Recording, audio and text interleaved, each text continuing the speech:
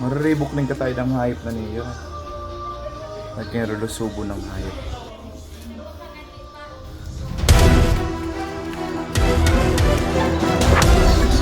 Mahiwagang salamin, kailan ba niya aaminin?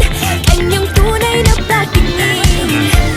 Namara para mga barkada, happy Sunday. Ano bang ginagawa nyo? Kami, ito, nag-iiyaw at nag-inflate ng pool para mamaya magbubudol fight kasi kami. Kaya yung mga girls, sila nag-plating sa saging. Yun naman talaga ginagamit natin kapag budol fight, diba? Actually, swimming talaga yung plano. Kaso may mga hindi makakasama mamaya. Kaya napagkasunduan namin na dito na lang kumain at pagkatapos, saka na lang mag-swimming. Ang pagkain para namin, inihaw na isda, inihaw na liempo, pork chop, stainless longganisa, itlog na maalat at marami pang iba. Hindi lang para sa amin ang pagsalo-salo. Syempre kasama yung mga anak namin. Kaya nag-inflate kami ng pool para talaga sa kanila. Maliban sa mga pagkain na nabanggit kanina, ito pala may inihinda ang smoky plates para sa amin.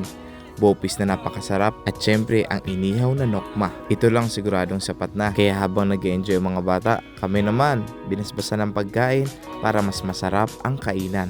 Tara, kain muna. Ako lang ba o pati kayo? Nakapag kumakain tayo sa budol fight, kahit sobrang busog na tayo, kakain lang tayo ng kakain. Yung kahit busog ka naman namomotivate kang kumain kasi yung iba kumakain pa. Tsaka isa pa, sayang lang kasi kapag may natira, kaya mapapalabang ka talaga. Kagaya na lang ng isa naming tropa, dinalabanan yung lungkot kasi mamaya hindi siya makakasama.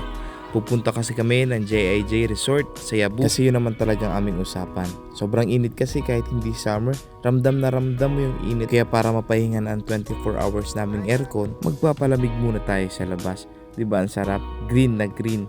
Tapos nature na nature pa yung feels. Magandang pagkakataon na kasi to para makapag-banding naman kayo. Hindi lang pamilya, pati na rin mga kaibigan. Syempre sa buong linggo mo naman na pagtatrabaho, pagod ka, stress ka, kailangan mo rin magpahinga. Kailangan mo ring mag-grounding. Nakakatulong talaga kasi to para mawala yung stress natin sa katawan at para ma-reset ang ating kaisipan. Para pagsapit ng Lunes, laban na ulit. Kahit anong stress pa, okay lang. Basta alam mo na, every weekend, mag-grounding ka. Mag-nature trip ka. Importante, magpahinga ka kasama ang kaibigan. Lalong-lalo na syempre kasama ang pamilya.